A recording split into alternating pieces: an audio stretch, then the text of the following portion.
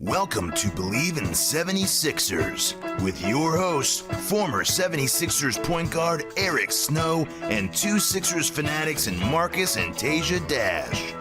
Bleav In 76ers is presented by BetOnline.AG. BetOnline.AG is your number one source for all your basketball info, stats, news, and scores. Get the latest odds and lines, including the latest player reports for this year's pro basketball playoffs. BetOnline is always your sports information headquarters this season, as we have you covered for all your sports wagering needs. Basketball, MLB, NHL, right to UFC, and boxing. BetOnline is the fastest and easiest way to get your betting info, including live betting options and your favorite casino and card games you can play right from your home. Head to the website today or use your mobile device to get in on the action. Be sure to use our promo code, that's Bleav, B-L-E-A-V, to receive your 50% welcome bonus on your first deposit. Bet online, where the game starts. Hey guys, welcome back to another episode of Bleav In 76ers podcast. I'm Marcus Dash here with legendary 76ers point guard Eric Snow and my brother Teja Dash. So we got a whole show kind of talking about different hypotheticals, free agency stuff. But the first domino we said to fall with this whole thing was going to see what happens with James Harden. And so right before we got on today, Run It Back Philly is a pretty prominent 76ers Twitter account. They usually when they report stuff, usually that stuff, comes to fruition, comes true. They're not one of those clout chasing Twitter accounts that just reports BS, and sometimes it hits, sometimes it doesn't. But anyway, the Run It Back Philly account. What's the name of this? What's the name? Run It Back Philly. Run It Back Philly. Okay. Yep. They reported that the Sixers are planning to offer James Harden a 4-year, $210 million contract. So that's the report that's coming from them. Obviously, Woj. No one legit has reported yet, but these guys, they're a big prominent Sixers Twitter account. These guys get enough credit and clout to scare a lot of people with that story. Let's just put it that way. Yeah. So given, obviously, we don't know if this is true or not, but given that this is being reported, what are your guys' thoughts initially on this report or rumor? Does this deal scare you for giving James 4 years, $210 million? I don't think it gets done. No. I don't think it gets done. I think it'll be one of two things. If it's years, it'll be less salary. If it's shorter years, it'll be more salary. That's how I see the deal going. I agree with that. Yeah. So I just don't see them committing 4 years. If you were going to do that, you could have already had a year in the books last year and have 3 years left. So you're saying you don't think it's going to happen because from the Sixers' point of view, and if you're Harden, what do you think he would want in this situation? I mean, obviously James would take that deal. Oh yeah. I just don't think if you're watching around the league, outside of maybe LeBron James, most of the guys that are getting up in their age that have those longer deals, it hasn't worked out from a team perspective. That they're all questioning those deals now. That's all I'm talking about. So I think the years is going to be the issue. Now I think it's some decisions that has to be made from the team and from James. So is James willing to take more in fewer years or take less in more years? And the team offering, what are they going to offer? How many years does Joel have? I believe 4 more. Well, we know it's not going to. I think it's three. It's 3 in an option, but I think it's like Which means 3. It's like 60 million player options. It's 3. I mean 3. I mean, he can say no if he can get more. If he's still playing the way he's playing, he'll opt out. That's true. Yeah, we know it's not going. Nothing's going to go past. Maybe Maxey may be the only guy that will go past Joel. I don't know. Like, it doesn't necessarily your question was, does it scare me? I wouldn't sit here and say I'm scared because I don't kind of feel that that's going to happen. That's probably why it doesn't really scare me. I just don't feel like they're going to do that. Even though, James played well. For 4 years, maybe I'm wrong, but I just don't feel like it's going to come down to that because I think if it's a breakup, it's going to be because of the years. Teja, would you be scared about that, or are you more just you don't think it's going to happen, so you're not even fazed by it? Yeah, it definitely threw me off a bit. I mean, 52.5 per year is a lot, considering every day we hear about more salary cap restrictions with the CBA agreement and how Yes. I didn't even touch that part. Yeah, that's the biggest. That's what I'm scared about the most. Like what. I mean, they have a staff of people looking at this. So a part of me is scared by hearing it, but a part of me is like, if Morey and his staff are comfortable with this, then they must have a plan in place to still be feeling a competitive roster and having some flexibility.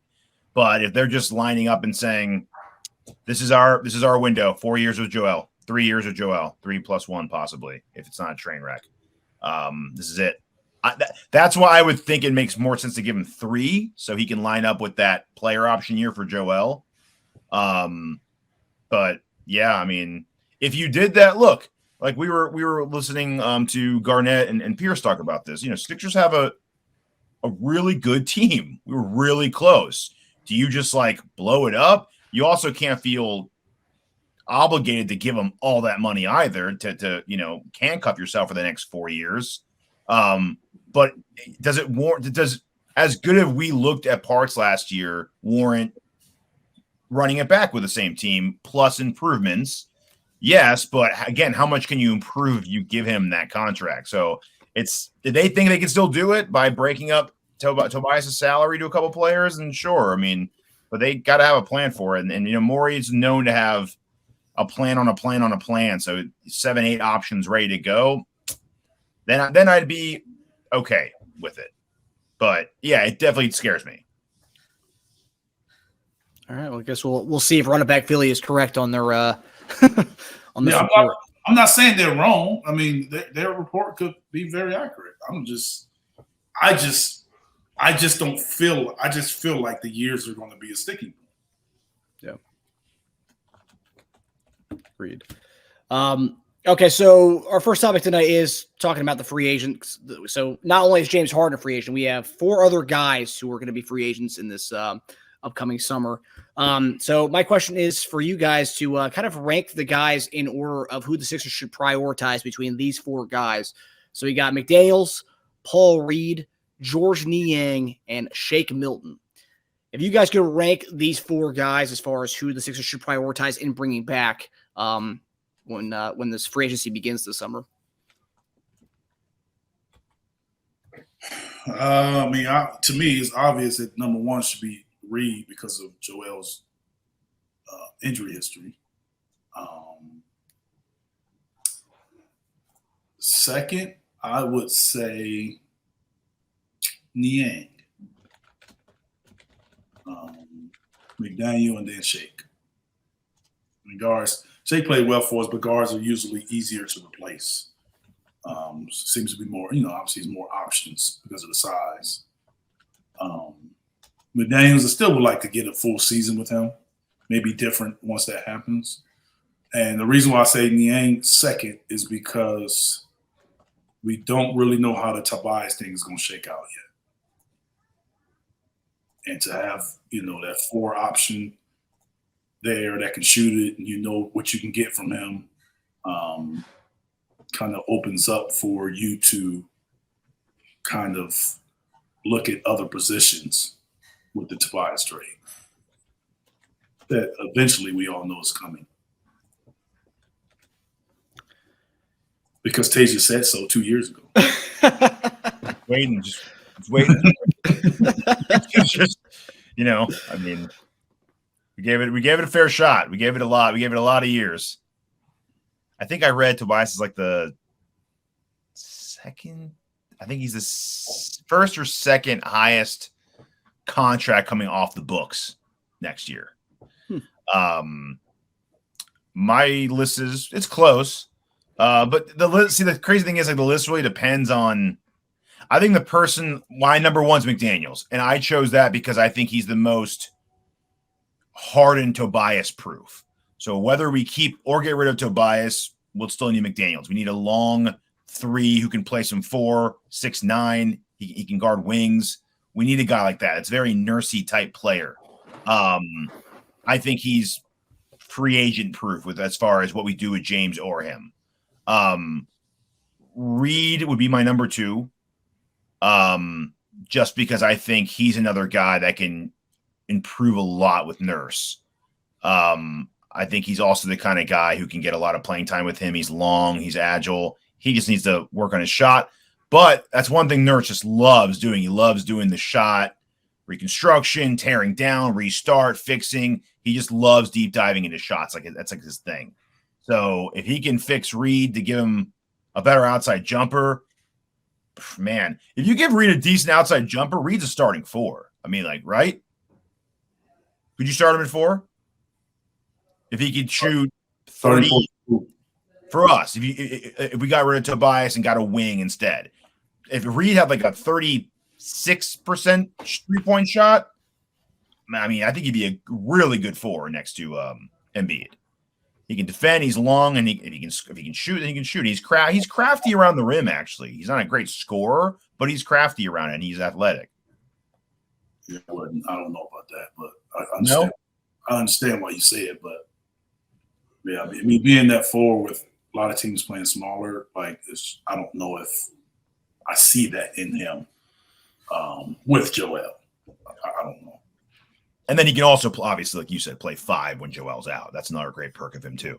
I would go Niang 3 because shooting off the bench, we're always going to need with a team with Maxey and Embiid, who will be getting so much attention if we have Harden still, another guy who gets attention. I go Shake last just because if you get Harden, if you re-sign Harden and you still have Maxey, and you have Melton, and you have Springer, who everyone wants to develop. I mean, like, what to spend money on Shake at that point just doesn't make a lot of sense to me. If we parted ways with Harden and got like a 2 or a wing instead, and Maxey's going to try to running the show, I would see Shake. I would actually move him above Niang at that point because I think we can get a bigger guy who can shoot easier. We can get like a reliable point guard who can score too. Shake has been proven when he gets put in the starting position with the ball in his hands, he can play. So that's just how I rank him. Yeah. I think I'm with you guys on Shake being forward down that list. I mean, I think it's Springer's time to, see what we got with Springer. And I think with Springer and Melton and Maxey and then whatever guard we bring in Harden or not. It's a lot of guards. It's a lot of guards. So, I mean, let's let Springer thrive. I mean, he looked good. He looked good last year in the G League. So, and we also have McClung too. Let's not forget Mac McClung, guys. We have to just be very selective, and that's if we get Harden, or that's if we. Like I said, the guards are it's easier to find them than it is. And I said Niang too because shooting is a premium. Yep, that's true. So he's proven that. Yeah. So last week on our show, we talked about it was kind of a sidebar conversation about what would be the best guard to kind of pair Maxey with. That got a lot of hits on YouTube last week. So wanted to kind of explore that a little bit more today. So looking around the league, who would you guys pair with Tyrese Maxey? So let's operate if we're going to try and make Maxey the point guard and if we were going to keep him at the 2. And this is obviously if James is gone, of course. So this conversation would be null if that first thing we talked about is true, if we do sign James. So, for both. So give us 3 shooting guards or wings that you'd put next to Maxey, and also give us 3 point guards you would put next to Maxey if you guys could, realistic ones that you guys would think would be an ideal fit with Tyrese Maxey. Man, you go. I'm not listening to all these guys, man. I was gonna say, let me go first then. I'm trying to think, man. Like when you said the word that threw me off when you said realistic. Yeah, I know. Because I mean, a little longer. Some guys, but yeah, realistically, I'm like, well, you know what? That list is short, and 3 may be too many. Yeah, when I'll do mine. When it comes to you, name unrealistic ones at that point because we can try to find comps. Unrealistic ones, but the realistic cap space, availability, like so somewhat realistic. Somewhat. Gary Trent, wing. 6'5", 24, can play the 2-3, can handle a little bit, averaged a good defender, 38% from 3. He's a player option at 17 million. I assume he'll opt out of that, try to get more money. We could sign him if we clear a lot of cap, but I just don't see that happening. And a trade might be tough as well because Raptors just want to screw you on every deal they make. That would be one. A cheaper option than him, but who after these playoffs might not that be cheap anymore. Bruce Brown, I also like him at 2. Could play a little 2 and 3. Also young, 26, 6'4", good size, can handle a little bit, do a little bit of everything. Shot 36 from 3 from Denver this year. Won't cost, I think, as much as a Gary Trent would, even though he's climbing the ranks. And why not? I mean, why are we not overlooking our own guy? I think we can develop. Can we develop DeAnthony Melton into that kind of guy? He's young. 10 points a game last year, 39% from 3 last year. He plays defense. He's not big at 6'2", but he's long. So he can guard some of the bigger guards out there. I just think we're completely overlooking him as a possibility. Those are my wings. Do you want me to go to point guards or do you want to name some unrealistic wings? Is Gabe Vincent a free agent? Yes. Yeah. That's one guy for me. I cheated and put him on my point guard list. That's one guy for me. That's a good one. Yeah. I mean, he's playing this way. He ain't going to be that cheap anymore, though. He's still young, 27. My only problem with Vincent when I was doing this was, are we going to get like the regular season Vincent? Or are we going to get like borderline, like elite performer in the playoffs? Regular season Vincent. Just not elite, just not averaging 14 and 4 on 41% from 3. You mean he can just be a playoff guy and not a regular season guy? Because there's some playoff guys that are superstars. No, I would just be worried about the Cinderella Miami. Like every team that signs one of their guys becomes like a pumpkin again when they go somewhere else, and with them they're a beautiful carriage. Like that's the expectations, man. That's not having the Miami system behind you anymore, I guess. I don't know. But he averaged 9 and 2. So like who left Miami didn't have success? Josh Richardson and Kendrick Nunn. Our team? There's 2 right there. Josh Richardson who? And Kendrick Nunn. Kendrick Nunn?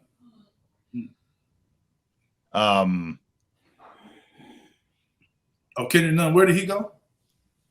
The Lakers? Lakers, yeah. Lakers, and then Wizards. Yeah, that's also not fair, right? Lakers, like, come on. Nunn deserves another shot. But Nunn was very Gabe Vincent-y a couple of years ago. Everyone was really big on him. He looked good. He did look good. I think didn't Tyler Johnson even look good for Miami at one point? Mm-hmm. Yeah. That's another guy. And he's 2 years later, he was out of the league. Maybe it's not the players. Maybe it's the coaching. Yeah. Well, I mean, coaching on the other side, and then you have the coaching on the gap between the coaching on the development. I'm just saying the development. I'm just saying. It's a culture. The Heat have a culture and development. You don't hear about all of that craziness, what guys have to do, the responsibilities and everything they have to do. Some people excel in that. Then you get outside of that, and sometimes those restrictions and all those things that helped you, maybe it was hard, but it helped you get to the point where you're at, and now all of a sudden that's gone, it does impact guys. Yeah. So it's not necessarily the play. Sometimes it's the culture. But I do know that I coached against Gabe Vincent before he ever went to Miami, and he was shooting and scoring better than he does now. That I know. Yeah, I think he fit well next to Maxey too. How tall is Gabe Vincent? 6'4". He's listed at 6'4". No, he's not 6'4". I don't remember him being much taller than me. He's 6'3", 195. That's what I'm saying. I didn't remember him being much taller than me. 6'2", 6'3". 6'4". Okay. No, I didn't see that. Yeah, no, he's 6'3", 195. That was a different website. So this is a Basketball Reference. You guys raised concerns. I mean, I know Van Fleet's a little bit smaller than Gabe Vincent, but you guys raised concerns about that being kind of too small of a backcourt. Would Gabe Vincent and Maxey be a small backcourt or no? Two guys who are 6'3" plus. Just like Melton and Maxey. Yeah. I mean, the reason why I would say I just feel Fred is smaller than he plays. Mm-hmm. Yeah. And I think Gabe's a little bigger than he plays. He almost plays like a 5'10" guy. You know what I'm saying? He plays. Like he seems small to point guards, not just off guards. Yeah. Yeah. Yeah, he was when we were targeting him in that series, the last series against them. That's what I'm saying. Like he was gimpy for everyone that says, "Oh man, he was terrible when we played against them." He had an injury, but he's also nicked up a lot too, so that's not helping him. I like him. I just like him I like Fred. I just like Fred with a bigger guy. Mm-hmm. Yeah, that's why he fits so well with Gary Trent. I think just with a bigger. It was a good It was a good mix. Another smallish guy I made note of, a point guard on the cheaper side, Trey Jones of the Spurs. Smaller side, 6'1". He's 23. Finished off the season well with the Spurs. He averaged 14 and 8 over his last 13 games on 39% from three. I wouldn't take that over Melton. I just stay with Melton instead of that because I think Trey is just a point guard. Yes. That's if we're saying Max is a 2, we need a 1, and Melton's still going to be our 2 off the bench. But isn't Trey's brother a better option? Yeah, they tied him down. They tied him down for a few years last year, free agency. When they got rid of Melton, I think they kind of chose between those two. You wouldn't go get Austin Reeves? Is he not a free agent? He is. How realistic is that? I think he's talking about getting paid out of the playoffs. He's gonna. They're talking about him getting like Tyler Hero, Jordan Poole money. Well, he can't get that much. No, I'm saying he can't get it this year. He doesn't have bird rights. What would be his max contract right now? Do you know? I mean, his max that the Lakers can give him, or his max. I mean, the other team can give him whatever their salary cap allows, whatever the maximum is for a 2-year player. So Lakers can only offer him up to a $51 million contract across 4 years under the current structure. Yeah. They can match a deal, but then I think that 3rd year or something, the salary takes off. But somebody else will have to give him that deal, and then they can match it. But they can't offer him that deal. Max he can get from another team is double that at $100 million. Yes. That's the one he wants. He wants like 4 years at 100, I think. So he wants somebody to give him that deal, and then the Lakers match. The Lakers can match it. Yeah, exactly. So that's what his people want, at least. So either way, I don't think I think that's why the rumor came out that the Lakers are going to match him up to $100 million because that's all they can do. Yeah. Yeah. So anyway, the way he played. No, I mean it's not that he doesn't. I mean, good deal. If you get it, you deserve it. I'm not talking about that. I'm just saying from a standpoint that came out. I think it came out as a deterrent to turn people away from offering him a deal because the Lakers are going to match it. Mm-hmm. Yes. Yes. Yeah. That's what I'm saying. But another team would be like, especially a Western Conference team, you're like, you're not getting him for 50. I'm not going to let you get him for that much. I'll sign him and you have to match it. Yes. Because they kind of have to. Yeah. They can't let him go at this point. The Lakers signing for that. I know. Goodbye, Hachimura. They tied up. Yeah, he's gone. They tied Goodbye, up. Hachimura. Maybe a sign and trade if they can try with Russell. But I mean, I heard they don't want to resign him anyway. But is it Vanderbilt free agent too? Yes. I believe they're all. Yeah, but they're not. I don't think they're at this point. They're probably prioritizing Reeves and then and then Hachimura, I would assume. Yeah, but I'm just saying, but those guys played well for them. I know Hachimura deserves a contract too now. They played well. I know it's a good and bad problem to have. You had guys that totally played outside of their, what people were expecting to do, but now you got to pay them. My last guy, and this is the most unrealistic of the group, I just think he'd be a great fit next. I mentioned him last week, was DeJounte Murray. Young, 26, big, 6'4", average 26 and 5. Spurs, he played more of like a point guard role, a little more of sharing the duties with Trae Young last year, so he can play a little off ball. Shot almost 35% from 3. Really good mid-range game. I think he'd be really good in the mid-range of the pick and roll game. I see him more as the primary ball handler with Maxey. You'd say Maxey's a 2 with him. But he's also – I think he can still be a combo. I would just say I just see him more as the primary ball handler. Yes. With those two. Yeah. Because I think Maxey's a better scorer. And he can guard the bigger guard on our team, which is great too. So you got the primary ball handler, you got Maxey. I think that's a Murray is just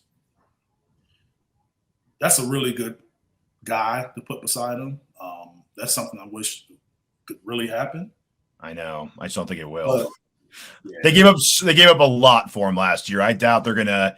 I mean, look, I think they could move Trae Young before they move him.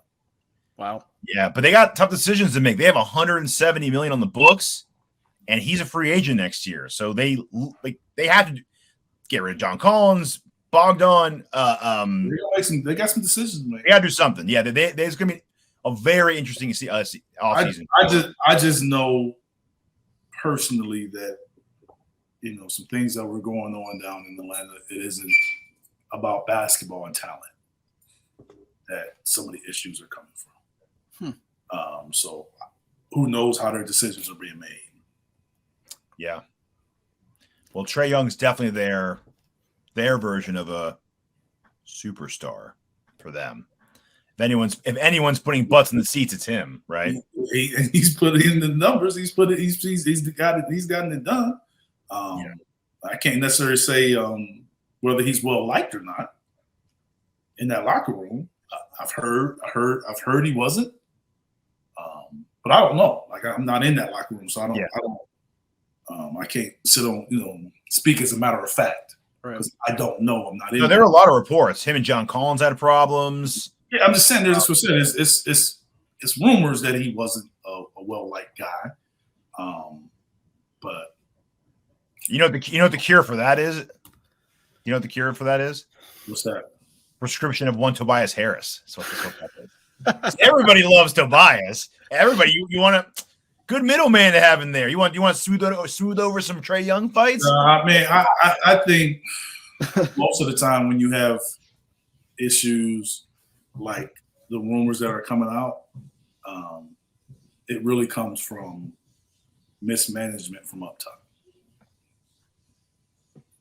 Guys being able to do some things, get away with stuff, not be held accountable. Other guys having issues with it. The team doesn't handle it properly. That's why everybody is there is gone. That was there is gone, right? I know he had issues with Nate, but I also know how Nate is. So that doesn't surprise me. But that confirms to me. As far as like Nate pushes his players. Or just kind of like a stickler and, on, no, we're going to do it this way. So I know that that's one thing. I don't really know the situation, but I do know Nate personally. So I know that how he feels about stuff and how he thinks on, guys doing things a certain way. Knocking themselves, yeah. And so I think that it was, in my opinion, it was someone above Nate and those guys, or that allows guys to do what they want to do. And some people are held accountable because and the reason why I say that is because they had success. Yeah. You had success and you still got these issues. So to me, it wasn't a basketball thing. The Murray trade was always so weird for me, though. It was The Murray trade, when I seen that, I in my mind, I thought, well, they're trying to eventually trade Trae Young. It's like their contingency plan. So because I didn't think they were, even though they played well, got numbers, I didn't really think it was a good. No, it's not. It's not. They're both out. Yeah. It didn't look right to me either. It looked good at times, but I mean, who knows? Who knows what I mean, they're both really good players. Like both, really, really good players. I'm just saying, I just didn't think it was sort of a good match. I still don't, even though they're just so talented that they can make it work because they're both really good. Maybe they were thinking the same thing we were thinking as far as pairing Murray with a guy like Maxey. Maxey's not Trae Young, but I mean that's where Maxey's different than Trae because Maxey has shown us, and maybe this time last year we thought different of Maxey, but Maxey has shown us this year that he can be a 20-point scorer and not be the primary ball handler. Yeah. Those two guys have shown you that they can be 20-point scorers and all-stars as the primary ball handler. Yeah. That's what I was saying.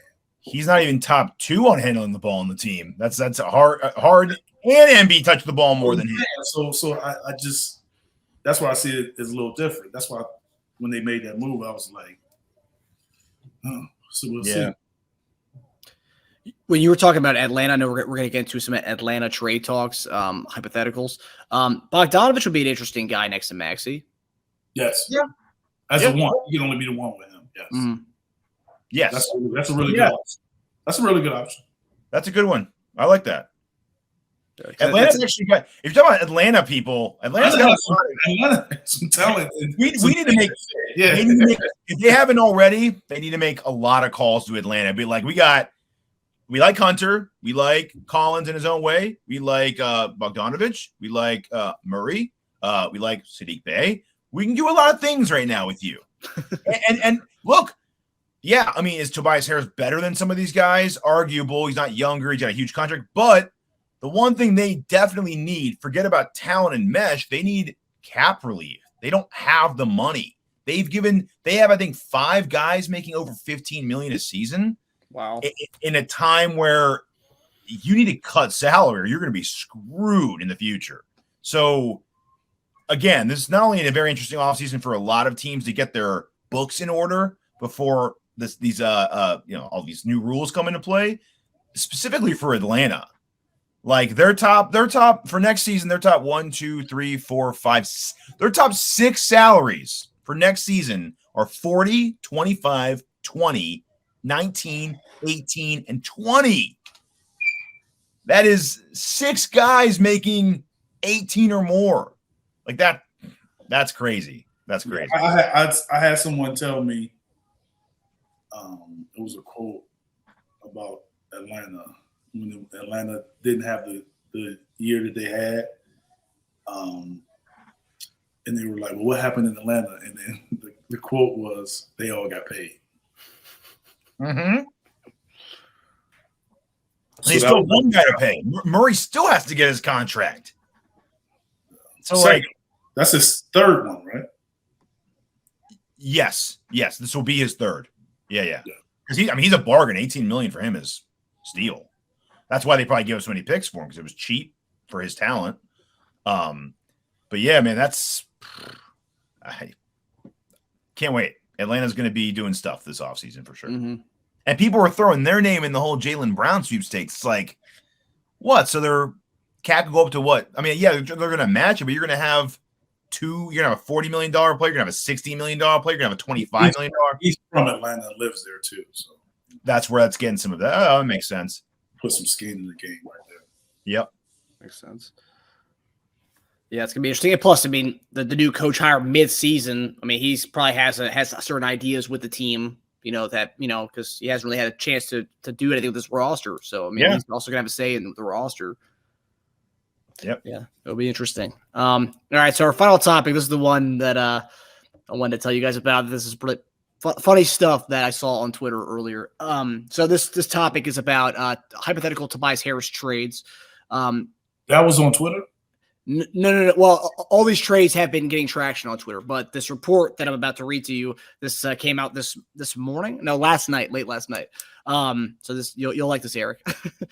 So let's go to the phones. It's a Twitter account that doesn't report anything. This is not like a report, but every person in Philadelphia is quote tweeting this, laughing about this online because it's kind of ridiculous. So take this for what it's worth. A friend texted me saying he was sat at a dinner next to who he found out was Tobias Harris's agent. During the dinner, Harris's agent was on speakerphone telling Tobias that he was apparently going to get traded. Also mentioned the Sixers are likely to re-sign James Harden. A guy who sent this is not a sports guy, but was shocked at the lack of discretion from Harris's agent and found it all very amusing. I have no reason to make this up. And then obviously people responded to it. Were like, well, Tobias Harris's agent is his father. So, and then the person quote tweeted it confirmed that the person sitting next to his friend was Tobias Harris's agent. Because they sent him the picture of his dad saying, ask your friend if this is the guy at the table. And then he came back later and said, yes, my friend confirmed that that's the guy at the table.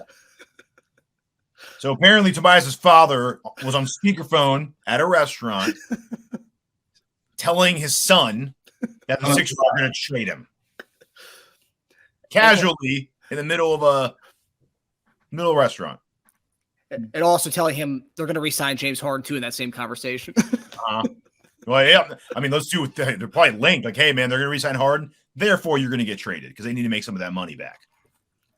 Apparently, Run It Back says it's $50 million a year. So are we saying Tobias is going to get traded like before the draft or something, or at draft day or something? Like, is that what all of this is coming from? His dad didn't specify. That was not specified. Yeah, I mean, yeah. His dad's doppelganger didn't specify. I did hear there's going to be a lot of movement this month, though. The only thing that has more rumors and something like that is realignment, conference realignment in college sports. This is true. Yeah, probably that's the only thing that has more rumors. Oh man, I saw this. I was like, we got to tell Eric about this. I mean, this is the most ridiculous thing I've ever heard. That's about right. You, Marcus, you and your people. That's always coming up with stuff, man. Teja's trying to give Teja worry about how much money you make, and you sitting up here trying to trade them in rumors and ear hustling the people in restaurants. I did hear his dad picked up the bill, though, so that's nice. No, I'm kidding. I'm still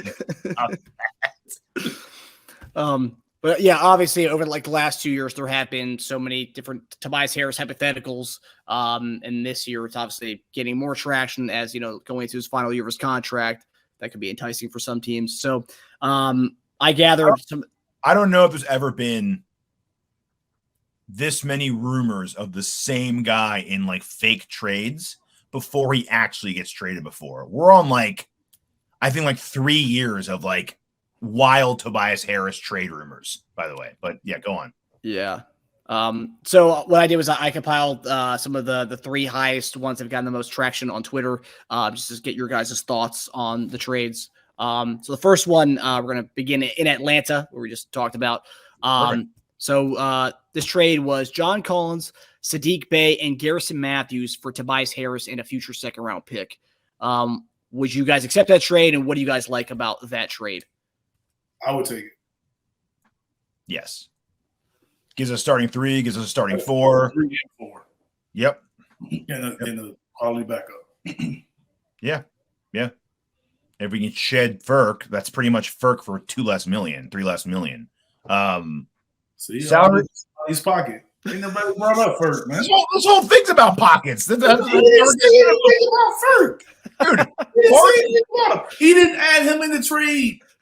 He didn't even come up. You put him in there. And then talking about his salary. We would love to add Furk to that trade. The problem is, that's the problem with this trade, is that we're actually not getting back enough salary. I think we need to get back more because they're already I think they're already a second apron over there. So I don't know if that would even work.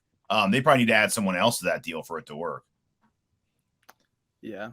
But I will say, for Furk's sake, Furk has been wanting out since February, or a month before the trade deadline. He wanted out. So he wants to go. I mean, in fairness to him, let him go.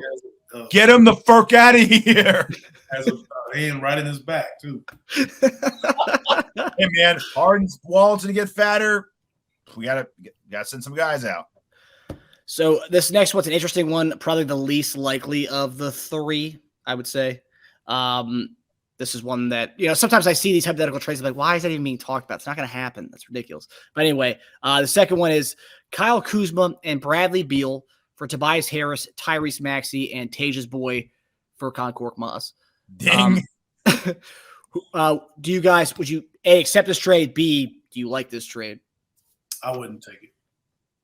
No. I like those guys. But I just think Maxey right now can get me to where Bill is. He can give me those numbers, and I don't think that he's going to command the salary that Bill has. Yeah, I agree. This would be the biggest change out of all the trades. This is a massive overhaul. It also means with the salary we're taking on, we still wouldn't re-sign Harden because Beal makes a 50 plus already. You can't have between Beal. That was the thing too, that you couldn't have both of those guys. You wouldn't. No, yeah, it'd be like a one-on-one tournament with 1 versus 5. Now, if you could somehow keep, it wouldn't happen because that's why they're doing the deal. If you could somehow keep Maxey and give him like a 29 first round, then I mean, yes, I would absolutely do it. I love Kuzma. I love the Kuzma fit next to Embiid. I think he's a great fit next to Embiid. Play defense, play on a 3, play on a 4, can shoot the outside jumper, can rebound. I like Kuzma a lot as a fit, and he's a free agent, so be a sign and trade. But it all depends. You never know because the new Washington GM might come in and want to clean up that salary. So what better than a $40 million or 45 with Furk, cleaning up your salary next year. But I don't know if that's enough. Yeah. Answer me this, Eric, as well. Beal, elite player, elite scorer. He got paid a lot. He's about, 50 to 60 million over the next 4 years. He needs to sustain a high level of play, though, right? To keep that worth of his contract. To me, that's almost a negative asset soon. He's played well, but he's been injured. But he's played well when he's played. It's just that he's sort of that. And I know we've talked about Jimmy Butler before. He's sort of that Jimmy Butler type of guy. Like, as the number one option, they may win some games. They may not. But as the 2 and 3, that team is really, really good. Yes. You know what I'm saying? Yes, but he's getting paid like a 1A. I'm not. Now, of course, you're going to talk about the salary. I'm not talking about salary. Naturally. I'm talking about the skill set. The skill set is sort of like, as a number one option, if they got the right pieces, they can make a run. But when he's 2 and definitely 3, that team is really, really good and consistently good. That I kind of see him like that. Well, he would be a 2 with Embiid. Yes. But I just think if you keep Maxey, you're able to get more around Joel. Yeah. I agree with that. I think Beal's a good player. I like those guys with us. I think that's an all-in thing. Yes. And I'm not ready for that to be the all-in. Yeah. I agree. So the final trade that we have here, this one's reasonable. So this is Chicago Bulls. This would be Zach LaVine, Alex Caruso for Tobias Harris, Teja's boy Furkan Korkmaz, and a future pick. Where would you guys go with this one? You said Zach LaVine? Zach LaVine, Alex Caruso for Tobias Harris, Furk, and a future pick. That's another guy I wanted to put, by the way, in the previous. I'm taking that because of Zach LaVine. Yeah, I agree. Zach LaVine's a good fit with Zach LaVine allows you to, if James doesn't come back, you got Maxey the one. He allows you to bring Maxey off the bench. Oh, you mean if Harden did come back too? Yes, I'm just saying. Yeah, that's a big I mean, I guess it's not that crazy because, I mean, the salaries, Tobias and Well, I mean, we making these trade questions. no, and Tobias and LaVine make James being there, right? No, yeah, that's what I'm saying. I mean, it's not. We had to look at it both ways. If he returned or he doesn't return. Yeah, that's true. You could do that with if Tobias is leaving and James isn't coming back. I mean, we got to address that position too. Yes. Yeah. So LaVine like size. The Beal trade is like, okay, that's what I'm saying. So if I'm thinking the Beal and I'm giving up Maxey, then I can't be looking at it as James not there either. Yep. Mm-hmm. And LaVine would be a decent fit next to Maxey, bigger, 6'5". I'm just saying that then we're giving up 3 starters to get 2. Yeah. Oh, because you're not getting Harden back too. Yes. Yeah. I like LaVine. I didn't name him earlier in those lists because it's not as realistic. But is he a free agent? No, he's locked in for a while. We were looking. Yeah. So it'd have to be like a trade, like a Murray type thing. But there are rumors of them blowing it up and trying to clean up their salary cap. So you don't know. I heard there was rumors of them blowing it up and keeping him and not keeping them. You know? Mm-hmm. Yeah. One would be getting rid of DeRozan. The other one would be getting rid of him. So a lot of Philly fans don't like DeRozan addition. I honestly wouldn't mind that at all. If you're going to get rid of Tobias and add DeRozan, I wouldn't mind that either. It's a different kind of thing than this because this you put him next to Maxey. I think he's 6'5". He can guard the bigger guards. Can just go off on his own. Can play make a little bit. He can shoot 39%. And honestly, I'd rather have. I know the contracts. I'd rather have him at 40 than have James at 50. You guys agree with that? I ain't getting in anybody's pockets like you. No, but if I said this guy for 40 or this guy for 50, you can say. Yeah, I mean, obviously, if it helps the team get better, I mean, and you still got a serviceable guy. I mean, ultimately, it comes down to how they, how you got Morey and now Nurse, how they view Maxey. That's what it's going to come down to. I know, yeah. Because you're going to have to pay him. So are you paying him to be your off guard, or are you paying him to be your primary ball handler? Yeah. And unfortunately, if you don't get Harden back, you're going to have to address right now which one you're going to put him in. Yeah. Unless you're lucky enough to get like a LaVine or a Murray, which you can kind of alternate them a little bit, right? I mean, Murray can be your primary, and sometimes Maxey can run the point if Murray's on the bench. But I do believe if James does not come back, someone will come. I do believe it'll be a sign and trade. Yeah. If he doesn't come back. If we did do that trade with Houston, like let's say he does go back to Houston, will we get somebody from Houston, or would it allow us to give us the I forgot what was that abbreviation, Teja, the one that TPE? That'd be in lieu of getting someone from Houston? I would assume you would get something, then you would get a trade exception, which allows you to go and address that. I mean, the only I could see the only one them doing is probably Porter Jr. just because you'd have a long game of guards out there. I mean, someone would have to go. Yeah, they're going to have to give up some of those guards because you can't. Which I didn't list him earlier, but I wouldn't mind Porter Jr. either. He's like an 18, 19-point scorer, can rebound, can he's kind of like a poor man's not as good defender version of Murray, actually. On the bigger side, like 6'4", 6'5". So, I wouldn't mind that either. And the best part about Porter Jr. is, sorry, Eric, none of his contract is guaranteed. So he's $15 million, and we get to say yes or no on that every year. Pocket, man. Well, with Porter Jr., his pocket is the Sixers' pocket because they could be like, no, it's like an allowance almost. Be like, no, not this time. You don't get that. Would you like that fit, Eric? KPJ and Maxey? Yeah, I mean, I like it. I still think that would have to be addressed in another way. I think you get a trade exception and you get an additional player somehow. Have to see how that goes. But you still have Melton, but I still think you have to address in a different way, an additional way, rather. Here's one that just came up recently. it was a lot of talk of around all the draft stuff. There's gonna be a lot of moves this offseason. Teams are gonna start making trade calls about Indiana looking for a power forward, a reliable power forward to have there.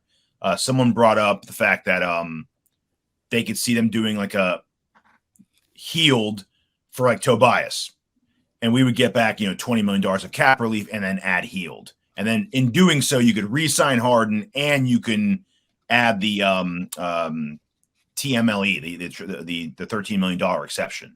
Was that something that would interest you for cap flexibility? I know Heald's not a power forward, but you can maybe sign someone with that money. I would consider that. Yeah, I would definitely take that one. You can address the shooting. You can still address that position in another way. Still have PJ Niang and hopefully maybe McDaniels back. Yeah, I mean I would probably take that. And then you get Reed back, and like you say, if Reed increases the shooting, then he'll be the 4-man. I mean, but ultimately, yeah, you get Hill back, and the signing of PJ should address the 4. Should, yeah. And PJ and Niang should address the 4. So you'd be happy going into next season as your 4 PJ and Niang? If you get someone like Buddy Hield and you have an exception, trade exception, that you can address it however you need to address it, yes. But that trade exception would have to be addressed a certain way. So I'm looking at it as – oh, you're saying if Harden's gone. You're saying if Harden's gone, you mean? That's not what you said. Oh, you mean the Toby Hield deal? Yeah, you said you make the Hield deal with Harden there. That's what you said. From what I read, from people speculating, obviously, it would just be Hield for Harris. No exception. We would just get $20 million of cap relief. Oh, I thought you said exception. I misheard that too. Yeah, I mean, you need exception, but I mean, I'm not willing to do anything with Tobias until I know the direction of James Harden. Yes, I would assume they do this knowing. Yeah, you got to really know how your team is going to look. Yeah. So yeah, I mean, I like it. If you're saying James isn't there, I'm not certain. Yeah. I think you would do that. I think you would do that knowing James is coming back. So you have James, Maxey. To go a little more defensive, you can start making McDaniels. You address the shooting. That's what I'm saying. And your bench would be loaded. You'd have like Springer, Melton, Heald, Reed, Niang, or whatever. He can play 3. I mean, he's basically a small forward. You can play that. He can, but defensively, Maxey, Harden, and Heald. Oh boy. I don't know, man. You have to score 150 points every game to be able to undo that. Nurse like the Bill Belichick of defense in the NBA, dude. He'll have him play defense. Bill Belichick of defense with no Hall of Famers on the actual defensive side, right? Yeah, I guess. So what did we have this year in Game 7 in Boston? Oof.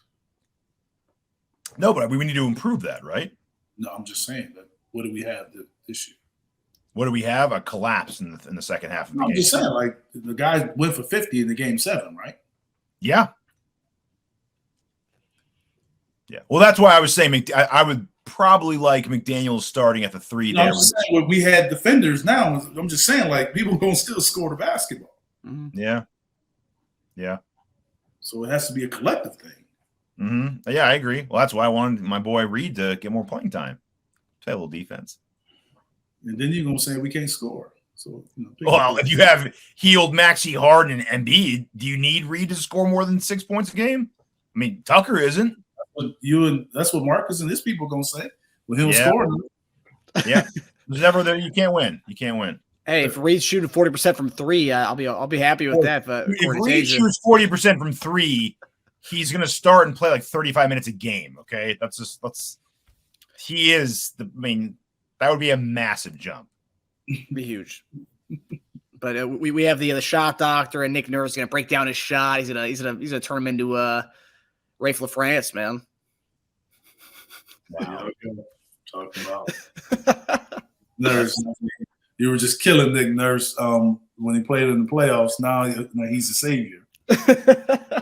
Big up y'all line, man. Which one y'all gonna do? Now the Sixers like, oh man, he's great. He do this and break down shots and this and that. And we just sat up there and played against them and said Toronto's team couldn't shoot. Which one is it? Which one is it, Marcus? Which one is it? I was making fun of Teja's. Didn't we play them when they said they had no shooters? Is that right? Yeah, I believe so. So what are we talking about? No, I'm just making fun of Teja saying he's breaking down shots and he loves doing that. That was Teja. I was just quoting him. Oh, you see how he put that on you, Teja? Hey, Boucher, Siakam, OG Anunoby, all shots have improved over the last 3 years. What are the percentages, though? Like, what do you mean? You're saying shots have improved as far as the look of the shot or the percentages? Because you're talking about breaking down shots. Oh, you were actually watching the Toronto game against what series? What year was that? 18, 19? It was the Cavs It was the Raptors series. They got swept. Yes, Nurse wasn't there. Yeah, he was assistant on that step. We were actually watching him a little bit because he was more vocal than Dwayne Casey was on the sidelines. He was more visibly what's the word? Demonstrative. Yeah. Yeah, you can do that. Number 2 seed. It's true. So Anunoby's percentages have increased and his volumes increased. So he went from 2.7 his rookie year to 5.5 now a game attempts. And he shot 37 and 33 his first 2 years. He shot 39 this year. So who you Siakam? Anunoby. I do know that those guys in Toronto, they put in work. We got it. This in LA, like their whole team would go to work out in LA and California and work together. So they put in work. Yeah. So I'm not big on when a guy makes improvement as a professional saying the coach is the one who did it. Because when he doesn't have success, we're not coming and blaming the coach for him not having success shooting the ball. Yep. So why are we giving the coach credit when it goes the other way? Yeah, it's definitely not 50-50, but in the case of like Ben Simmons, for instance, when he wasn't improving his shot, people were tearing him down. People were also tearing down, Brett Brown for coddling him too much and not getting on him about improving his game. Yeah, but that's not breaking down the shot. That's not breaking down the shot and creating the shot. That's how you treating him. You're not holding him accountable, but that's not necessarily working directly with his shot, is what I'm saying. Yes, that's true. That's true. I don't know what they were doing as far as that goes. I don't think anyone did. But all right, fellas. Well, that does it for us. Hopefully, next week we'll have some more Twitter reporters out there to help us create segments for the show. They're good, man. As you can talk about the money part. That's true. Our cap analyst over here. All right, take it easy, guys. Take it easy, guys.